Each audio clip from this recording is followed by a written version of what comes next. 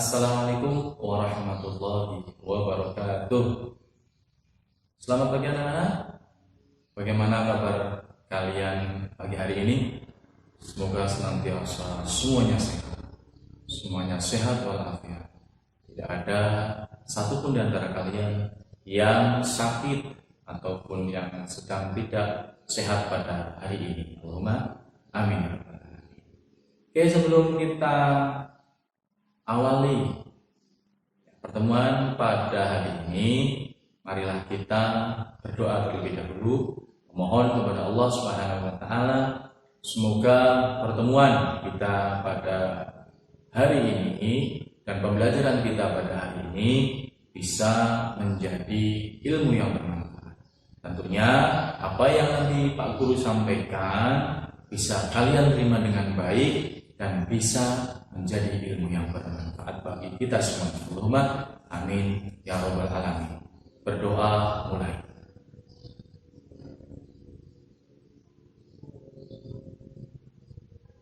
Selesai.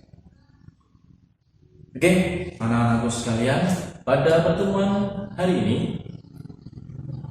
untuk mata pelajaran akidah akhlak kelas 8 kita akan membahas tentang iman kepada Allah atau iman kepada kitab-kitab Allah. Ya, iman kepada kitab Allah. Sebelumnya saya akan sampaikan apa tujuan atau kompetensi dasar dan tujuan pembelajaran pada materi ini.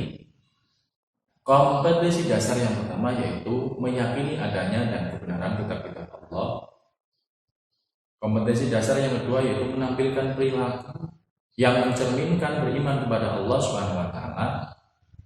Kompetensi dasar yang ketiga yaitu memahami hakikat beriman kepada kitab-kitab Allah, dan kompetensi dasar yang keempat adalah menyajikan data dari berbagai sumber tentang kebenaran kitab-kitab Allah. Dari kompetensi dasar itu ada tujuannya. Tujuannya apa? Yang pertama yaitu meyakini adanya kitab-kitab Allah dan kebenaran-kebenarannya. Jadi saya yakin kalian sudah yakin atau sudah beriman kepada kitab-kitab Allah. Tapi dengan pembelajaran dari materi ini, harapannya atau tujuannya kalian lebih yakin. Ya, kalian akan menjadi lebih yakin terhadap kebenaran atau adanya dan kebenaran kitab-kitab Allah SWT. Yang kedua, menampilkan perilaku yang mencerminkan beriman kepada Allah SWT. Jadi tidak hanya beriman secara qauliyah ataupun i'tiqadi secara keyakinan, tapi juga dikeluarkan atau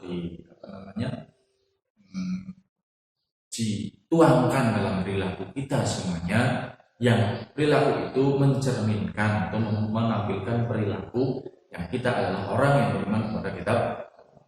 Dan yang ketiga adalah memahami hakikat beriman kepada kitab-kitab Allah Subhanahu wa taala. Hakikatnya apa? Kita beriman kepada Allah. Itu tujuannya. Dan tujuan yang terakhir yaitu kalian bisa atau kita dapat menyajikan data dari berbagai sumber tentang kebenaran kitab-kitab Allah. Jadi itu ade dan tujuan pembelajaran pada materi iman kepada kitab-kitab Allah Subhanahu wa taala. Oke, kita lanjutkan ya, materi. Oh maaf, sebelumnya Pak Guru lupa. Adakah hari ini yang tidak masuk? Ya, saya cek dulu. Ada? Alhamdulillah berangkat semua. Ya, mohon maaf, ya, terlewat tadi. Oke. Oke, alhamdulillah kalau berangkat semuanya. Kita lanjutkan lagi. Ya, kita akan bahas iman kepada kitab-kitab Allah. Ya, silakan kalian perhatikan pada buku ajar atau pada layar. Ada gambar satu tentang kitab Injil yang berumur 1500 tahun dan gambar kedua yaitu Al-Quran. Ya. Selanjutnya, apa yang kalian pikirkan setelah kalian simak atau kalian perhatikan gambar yang saya sajikan, apa yang kalian katakan gambar di atas? Dan apa pengertian kitab suci atau kitab-kitab Allah menurut kalian? Oke. Ya, silakan nanti kalian tulis ya, jawaban kalian dalam kertas. Selanjutnya nanti akhir pertemuan ini kalian kumpulkan. Oke, kita lanjutkan. Iman kepada Allah itu didasari, saya kutipkan dari dalil nakli yang dari Al-Quran. Ya. Iman kepada Allah ada dua bukti atau dua dalil yang saya ambilkan dari Al-Quran. Yang pertama dari surat Al-Baqarah ya, ayat keempat, dan yang kedua yaitu surat An-Nisa ya, surat An-Nisa ayat ke-13. Yang pertama surat Al-Baqarah ayat keempat, dan yang kedua adalah surat An-Nisa ayat ke-13. Ya, mohon diperhatikan. Bunyi surat An-Nisa, maaf saya ulang dari awal. Bunyi surat Al-Baqarah ayat keempat yaitu Bismillahirrahmanirrahim. Walladzina yu'minuna bima unzila ilaika wa ma unzila min qablik.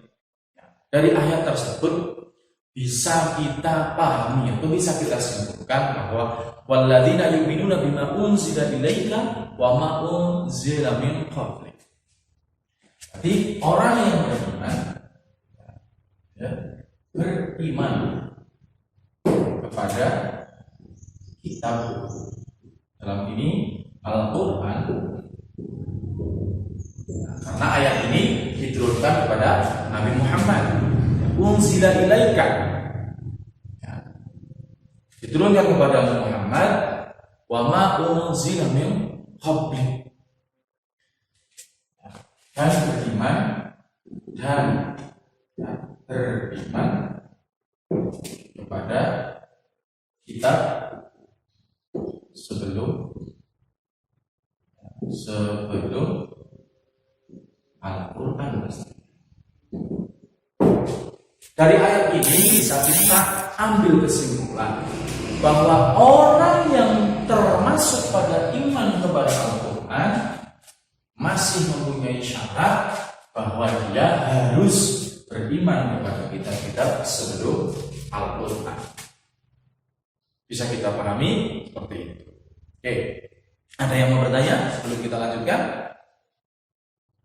Oh, tidak ada.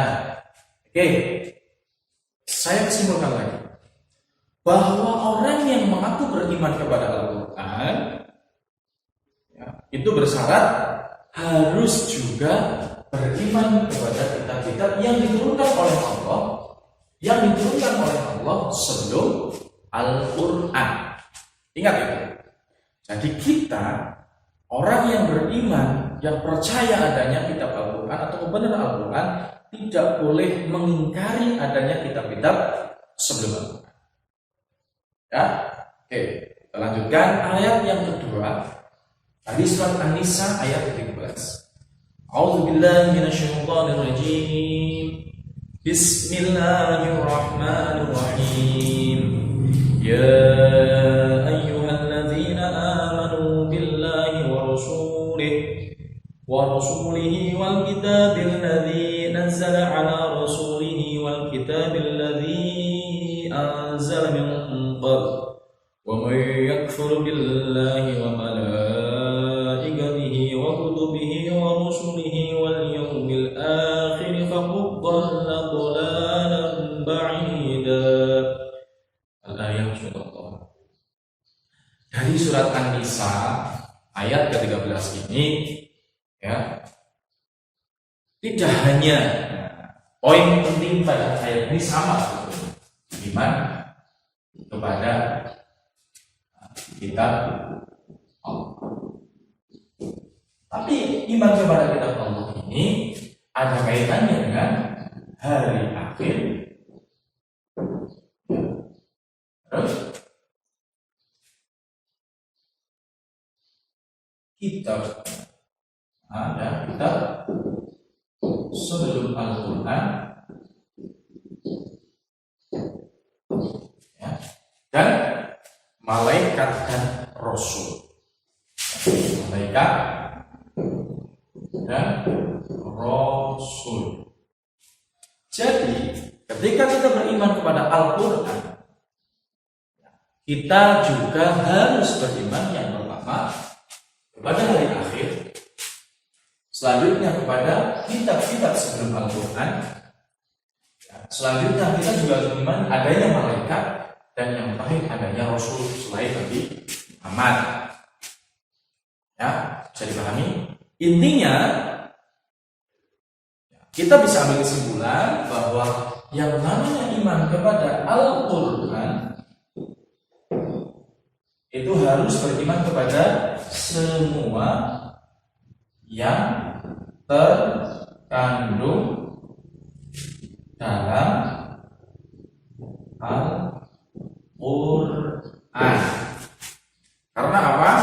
Karena semua ini, hari akhir, kitab sebelum Al-Quran, malaikat dan rasul, semuanya terkandung dalam Al-Quran. Oke, silakan yang mau bertanya dari sini. Oh, ada. Sini? Ada. Dari sini?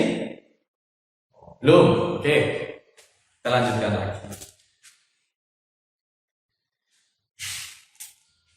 Ya, kita masuk pada kitab-kitab yang wajib kita imani, atau kitab-kitab yang terdapat dalam keterangannya dalam Al-Quran, yang mana sudah diturunkan oleh Allah sebelum Al-Quran.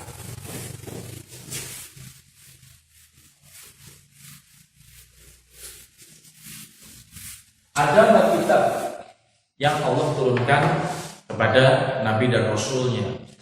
Kitab yang pertama yaitu Zabur. Kitab yang kedua apa? Ada yang tahu? Oh ya, betul, Taurat. Ketiga, betul, Injil. Keempat, ya pasti adalah Al-Quran.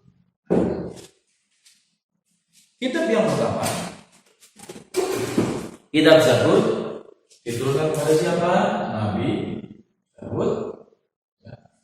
Besar 12 abad sebelum Masehi. Kitab Taurat, maaf, 10 abad sebelum Masehi. Taurat kepada Nabi Musa, 12 abad sebelum Masehi, dan Injil kepada Nabi Isa. Awal abad atau awal tahun Masehi. Awal Masehi. Dan Al-Quran sudah yakin dan sudah tahu semuanya bahwa Al-Quran diturunkan kepada Nabi Muhammad SAW pada abad ke-6 Masehi.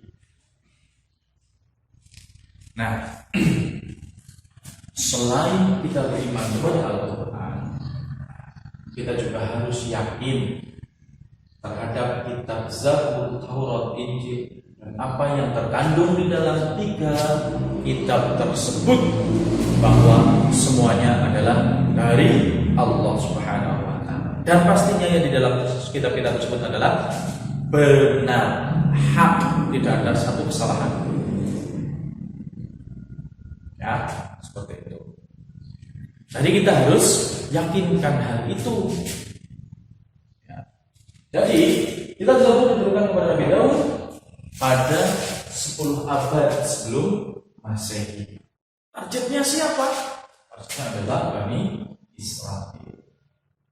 Begitu juga dengan kitab Taurat yang diturunkan 12 abad sebelum Masehi kepada Nabi Musa, juga kepada Nabi pada Bani Israel.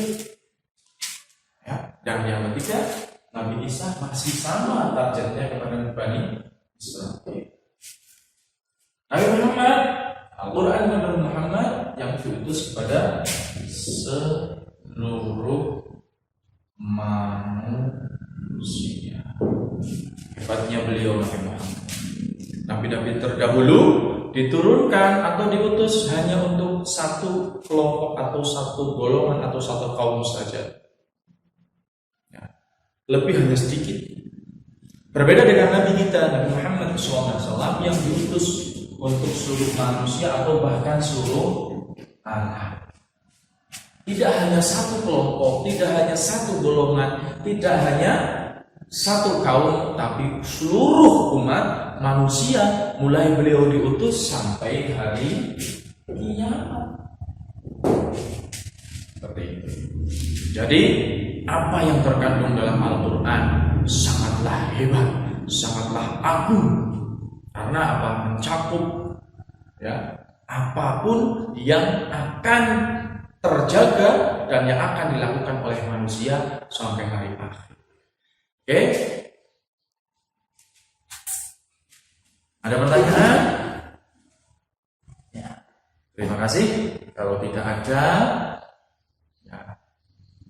Sebelum Pak Guru tutup, saya ingatkan kembali bahwa kalian ada tugas tadi yang di awal untuk memberikan kesimpulan kalian tentang kitab-kitab Allah. Apa yang kalian pikirkan tentang gambar pertama kitab Injil dan kitab Al-Quran. Dan yang kedua adalah apa pengertian kitab suci dan kitab Allah menurut kalian semuanya. Oke, kalau tidak ada, semoga pertemuan hari ini bisa kalian terima dengan baik, bisa menjadi ilmu yang bermanfaat pastinya, dan kita ketemu lagi pada pertemuan minggu depan. Semoga kita selalu dalam keadaan sehat walafiat, selalu jaga kesehatan, jaga daya tahan tubuh kalian, apalagi dalam masa pandemi seperti ini. Dan jangan lupa dan jangan bosan untuk selalu berdoa kepada Allah, meminta kepada Allah, bermohon kepada Allah untuk pandemi atau penyakit wabah yang sedang melanda dunia segera dihilangkan oleh Allah Subhanahu wa Ta'ala. Allahumma amin ya rabbal alamin. Itu saja yang Pak Guru sampaikan pada pertemuan hari ini. Semoga bermanfaat, banyak kurang maaf. Akhiran billahi taufiq hidayah. Assalamualaikum warahmatullahi wabarakatuh.